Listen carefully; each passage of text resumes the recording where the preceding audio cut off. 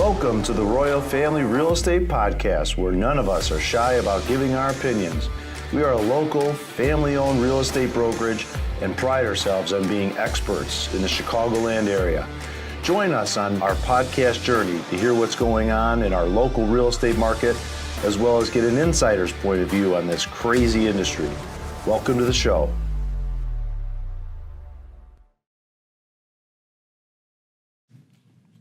Hey, what's up, friends? Jason here with the Royal Family Real Estate Podcast. I'm a listing agent here with Royal Family. Excited to have Royal Hartwig across the table for me today to be able to talk about real estate. There's a lot going on in our world. You're going to hear a good conversation here about what's going on in our local market here in the northwest suburbs of Chicago as we end 25 and going into 26. What's up, Royal? How you doing? I'm doing great. How are you? I'm doing good. You ready to talk real estate? It's about the only thing that I can actually have a long conversation on. You know, there's things that a lot of people get joy from different places. You get your joy from talking about real estate. I do. And looking at data and diving into what the real estate market's doing so that you can help not only serve the people that are at your brokerage, but also the people that we serve as a collective group of agents that work there. If you tell me what your name is at a party, I'm probably not going to remember it. But if you tell me what street you live on, I'll remember that. Yeah, exactly. It's weird. Yeah, it's all right. We each got our gifts. Just keep rolling with it, man. It's good. So overall, we're here at the end of 2025 right now. It's a pretty good year overall. Tell people what the market was like from your perspective. I would say it depends on who you're asking. So for us, our company, it was a great year. These past couple of years have been great years. If you're asking a buyer, how was it? They're probably going to say that it was miserable because it's just been low inventory, not many homes, multiple offers, having to pay a lot more than you want to pay. So from their standpoint, it's been a real struggle. Prices going up. And from a seller standpoint, most sellers would say this is amazing. I'm able to get a lot more than I thought I would in a short period of time. And it's just been a great environment for sellers. But that is all important to keep in mind that that's very local. Mm-hmm. So if you listen to national headlines, they'll talk about how inventory is growing, and from a national perspective, prices are coming down, from where they were in 22, I believe, was the peak in terms of house prices in the U.S., and they've been on a steady trend downward. So that's nationally. But here, we have not gone down at all. It's just been on a continuous rise every year. Now, month to month, you see fluctuations. Like we're in December now, so we're in the downward trend where prices are coming down, and that's going to bottom out in January, February, and then we're going to see prices go back up. So that is a very seasonal thing. So if you hear prices are down, yeah, they're down because you're comparing month to month. What you want to do is compare December now compared to December last year, which you'll see prices are up about 7%. Yeah, it's a rhythm in real estate, right? Not tons of people are buying houses at the end of the year, but come beginning of the year, prices start to continue to go back up. I feel like Super Bowl is a really good metric of like it kicks in the beginning of the year, but then right after Super Bowl, especially if we have decent weather, you really start seeing the early stages of what the spring market could be. I feel fortunate in this area. I have friends in Vegas, Phoenix, and in Texas that are in real estate, and it's a different market in those places. Yeah. And we have, if you're a seller right now, you have something that people want. And what are they saying in those markets? It's more what you're saying. Inventory is rising. They're in Phoenix, they're seeing like foreclosures starting to tick up. There's a lot of Airbnbs out there too, which I think probably is a part of that. Not everybody's traveling as much too, it's probably more than that than what I understand, but I could definitely see that being a play in it. But I think we're fortunate here if you live here in the northwest suburbs of Chicago, like it's a highly sought after area. So people continue to come to our area, want to live in our area. We're fortunate to have our office in Schaumburg, which has this fantastic schools, which drives people to want to be our neighbor, right? Yeah. So as we look at what's happening to prices, it's a supply and demand issue, right? So where do you see, you said 7% for December versus last year in December, the prices are up. Where are we looking at for like the year? What do you see at? Yeah, about that, 7 to 8%. Yeah, which is more. Was that more than normal, or was that what would be like a normal percentage that you would see in growth? I mean, normal like pre-COVID would have been like 2%. Okay, I was going to guess like 3, 4, but yeah, we were incredibly low before. It was, in fact, it took till actually 2020 to finally get to where prices were in 2007, 2006, 2007. That was the peak of the market, and then it hit bottom in 2012. It took all the way to 2020 to get finally back to prices in 2006, 2007. So it was a long wait for people that bought in 2006 to wait 14 years to be able to get the same amount of money, right? But then after 2020, COVID, there was a major shock to supply. And ever since then, we've been in this cycle of just lower and lower inventory. Low inventory has led to low inventory. And it kept going down. We finally hit a bottom where inventory doesn't seem to be getting any lower when you on a 12-month rolling trend, and it's nominally higher depending on where you look, but it's not doesn't seem to be going down any further from a trend perspective, which is good, but still it's only 30 right now compared to pre-COVID. There's 36% of the inventory available now that was available then. So if there was 100 homes available in 2019, now at that same period, there'd be 36 homes available. Wow. That's crazy. That's nuts. So that's why prices are going up so much here. So there's just such a low amount of inventory. And that's, in my view, that's because not a lot of builders are enticed to build here because of the high cost to build, whether it be materials and labor, what it costs to go into a village and build, and the red tape. So there hasn't been a ton of building, so there's not a lot of supply coming on from that standpoint. People are staying in their homes 12, 15 years. But the population's growing older too, right? So like the seniors, in the past, they haven't stayed in their houses long, right? They died off or went to live with family, or that's a nice way to say it. You went into some type of assisted living, but I feel like now you have more people that want to be able to age in place, which you have that plus a young buyer pool that wants to get into the market, it's a part of the reason why I think we're in the demand that we need more supply, and that there's a shortage. So there's building, maybe some age, the baby boomer generation staying in their house longer. What else do you think? Why do you think we have the inventory issue that we do? So there's just too much demand. I mean, if we just try to bottom line it, there's too much demand. If we were to pull back demand, then supply would be able to rise.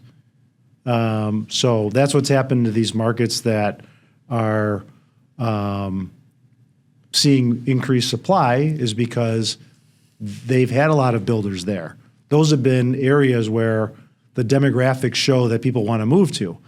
Texas, Las Vegas, Florida, all those areas that are seeing pain right now, those had a lot of builders go there because those were places that population was growing. Not a lot of builders are targeting Illinois or the suburban markets here, Chicagoland area, because the demographics, there's people leaving Illinois. There's been a net loss when you go back to 2020, and it's been pretty much steady from where it was, I believe, in 2010 to where it is now in 2024, the most recent information. There was a little bit of a bump between 23 and 24 because of all the immigration. We've seen a ton of clients come in from Ukraine. That's really added to a lot of demand into this area.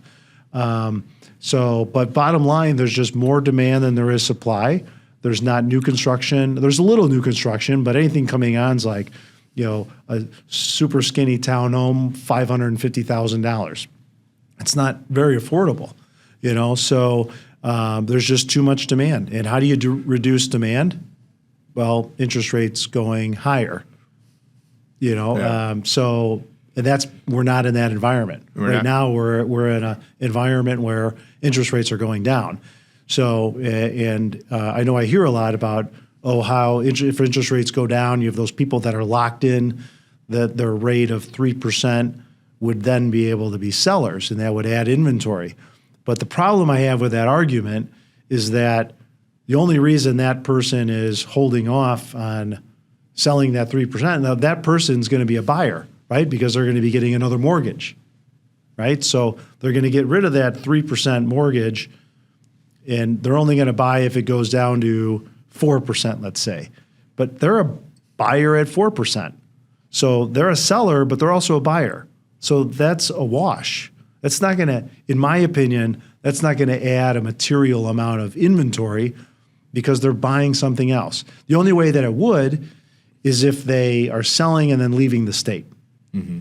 Now, could that happen because you're seeing prices go down in other parts of the country and it's becoming more affordable, so they sell here and go there? Yes, that could add more inventory to the market. Mm-hmm. Next year in Cook County, you're going to see real estate property taxes go up probably 20-25% because of the reassessment that just happened. So at the end of next year, when that second installment comes out, showing that your real estate tax bill went from $10,000 to $12,000 to $13,000, I think we'll see another bump of people saying, "I'm leaving the state." Mm-hmm. Then we'll probably see some inventory come on. Big jump from taxes that are already high. Huge. Then you go to a place that has a very low tax rate and maybe no state income tax. That's going to be, that will probably lead to higher inventory towards the end of next year or the year after. I'm not saying it'll be material, but I think there'll be a boost in people saying, "I'm out of here." Because that was a big trend pre-COVID, people just leaving the state.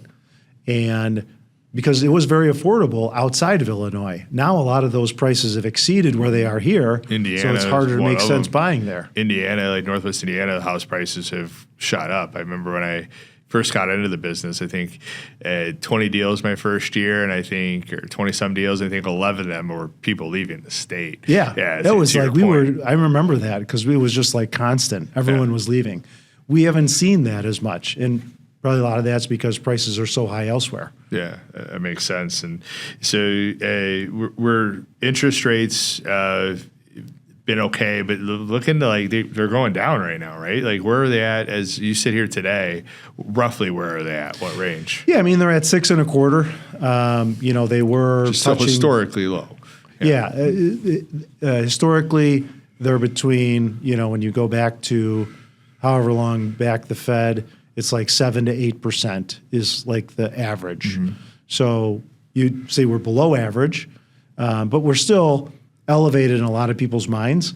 But even at 6.25%, there's still too much buyer demand. Mm-hmm. Who do you see leaving now, or not leaving? Who do you see moving on from their house now? Is there certain types of people that are looking to be able to sell? Is it kind of like you have to, or what's your thoughts and your experience? I see a lot of people moving out like west, west being like western suburbs or northwest. So like Huntley, we see a lot of people leaving like the Schaumburg area and going to McHenry County.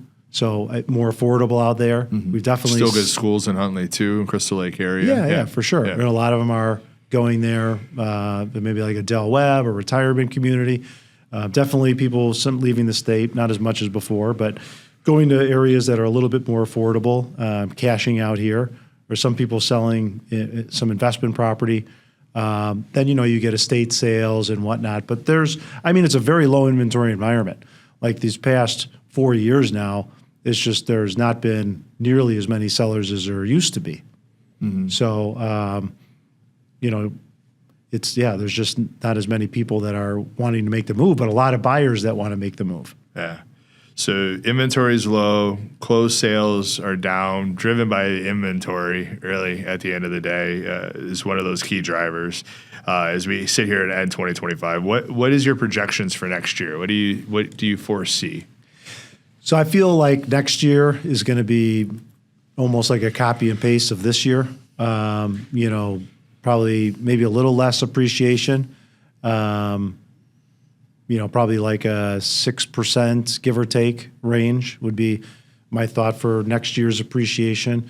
I think closed sales would be very comparable. I think it's going to be another really hard time for buyers. I think it's going to be another great year for sellers until you get to September, October. Then it'll start that, trend of, seasonal trend. Seasonal right? trend, which is, has been happening now since October, and it's going to continue January, February. So we have really, as brokers, we have really good insight in terms of what's going to happen in the next 6 or 12 months. But after that, it becomes very unclear. My thoughts next year is I feel like we're going to see real estate taxes start to, it's like that. You put a frog in water, and then it gets to you turn up the heat, and then it slowly is boiling. That it seems like we've been at a boiling point here in terms of real estate taxes. But I mean, next year it's going to get crazy. Anyone who's got is in Cook County right now, think of what your tax bill is. Think about it going up 20 to 25%, because that's what the reassessments are showing. The reassessments are showing like 30 to 35%, which should equate into the actual tax bill going up 20 to 25%. And you can appeal it, but it's hard to appeal a price that is the actual price that it's reflected in the market. Just because the market's inflated. Yeah, I mean, the prices have gone up. So it just is what it is. And what's the likelihood that the school district or the library, mosquito abatement, whatever, what's the likelihood that they're going to say, we don't need as much money this year? This is not going to happen. Yeah. They need the money. You know what I mean? So they're going to go up. Yeah, it's be interesting to see how that impacts our market. 20 to 25% is a big jump. Big jump. And we could be resources for people. So when they see their tax bill, we can help them fight, and those taxes with helping them get comps and showing what the market is. But at the end of the day, it's what the market is. It is what it is. Yeah. Yeah. It might not help them as much as they would hope. And so I'd be interested to see how that continues to play off. What time of year does that happen for people listening? What time of year should they anticipate that big bill? Well, this year it just came out in, November? And that was really delayed. If it's supposed to come out when it's supposed to come out, it'll probably be August, September. Yeah. But it seems like it's been delayed every year. But it really should come out in August, September. So that's when you'll see that second installment. Right now, the window to appeal in Schaumburg Township just passed. You'd have to check whatever township you're in to see. It was like a 28-day window that you can appeal. And then I believe you could do the Board of Appeals, but I don't know if you can do the Board of Appeals come spring if you haven't appealed initially. We have attorneys that people could talk with if they wanted to, talk with someone about. We can always help, or the township can always help, but attorneys can do it, and then they get a certain percentage of whatever their savings are. I think it's like a third of it. Yeah, something like that. Usually, you don't pay anything, but if they save, they get a third. But yeah, I mean, it might be past the point in time when you can appeal, but we'll see in the fall of next year what they actually what they come in at. Cool. We'll keep people posted too as that stuff happens. To me, I think that 20-25% jump to be there to support people. So at least they could try to reach out to us. We can help you with comps. So at least try to take your taxes down. I still think it's worth analysis to be able to fight for it. If you don't, they're going to go up. But even if you save a little bit, it's still a win at the end of the day, right? Yeah. So affordability is an issue. I mean, we're saying that throughout this show, driven by lack of supply and a lot of demand. There is something out in the news right now talking about a 50-year mortgage that is going to help with that affordability piece. You're a finance guy, you're a real estate guy too, but what's your thoughts when you think about a 50-year mortgage and what that could do to our market? So I think what it does is the same thing that lower interest rates do, is that it adds more demand. So if I'm in Florida, it's probably great because it adds more demand because supply is outweighing demand there. Now, it's probably not a bad thing that some of these markets are seeing their prices come down a little bit, right? I mean, they went crazy high. That's the whole issue with this affordability crisis that we're in, is that prices are just so high. So I don't think the solution to that is to try to put more demand in it to make prices even higher, because that's what's going to happen, right? If we think about our market here, if we lower interest rates, it's going to add more buyers. It's going to add more demand in an already too much demand environment, right? So as these interest rates come down, and if the 30-year mortgage rates come down, that is just naturally going to add more buyers into the buyer pool, which is going to raise prices. So now if this 50-year mortgage was to come into play, it's going to add more demand because people can lower their monthly payments.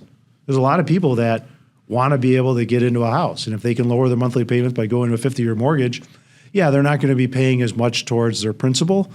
But if they're there long term, fine. And you can always pay extra on your principal, but it just lowers their rate.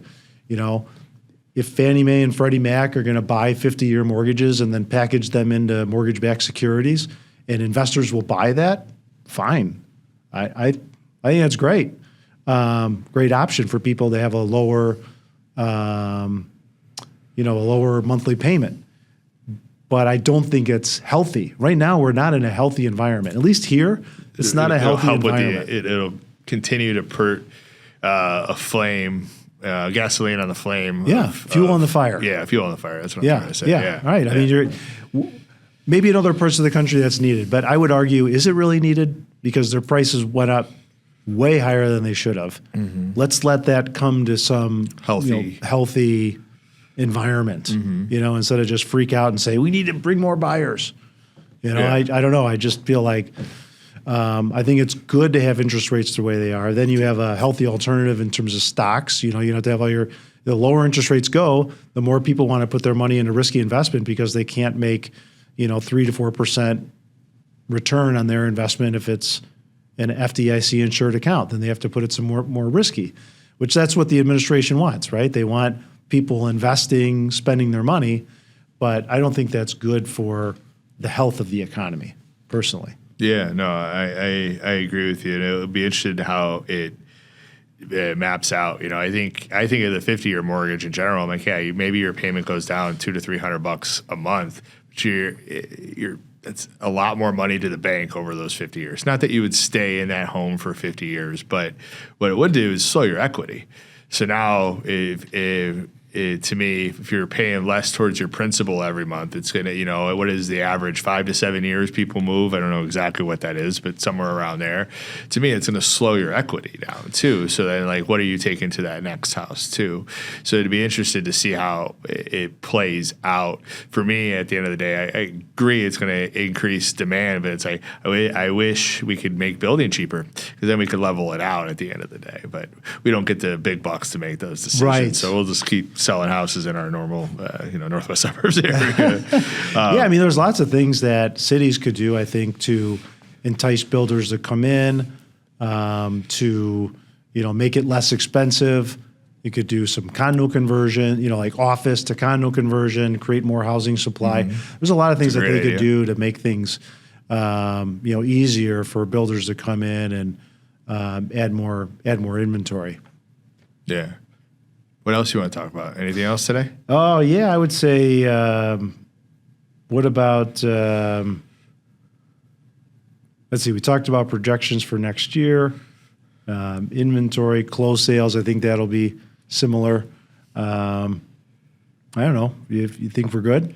I think we're good. I think we'll come back and give people more information as we head into the spring market, and we could go from there. But I think today kind of let people know where the market is, what is truth out there when it comes to the real estate market. Yeah. Sometimes these mainstream media outlets are pulling what's happened to the real estate market from a broader perspective. We're highly unique here in Illinois, especially in the northwest suburbs of Chicago, where we are. There's a lot of demand for homes and a lot of people that want to be able to live in the area. So yeah, I think the one thing I would add is that if you're a buyer right now, figure out a way to buy before spring. Yeah. If you wait till spring, it's going to be very competitive. Prices are going to go up. and you're not going to be in a good negotiating position. Right now, this week and next week, and next week is Christmas, then the week after, New Year's, that is the lowest point of the entire year of the amount of buyer activity. Talking like 60% less buyers in that period of time than there was January 1st of this year. Wow. So that's the point in time where if you get a seller it's just like, let's be done with this, you're going to be in a great negotiating position. Once you get into January 1st, activity starts to pick up again.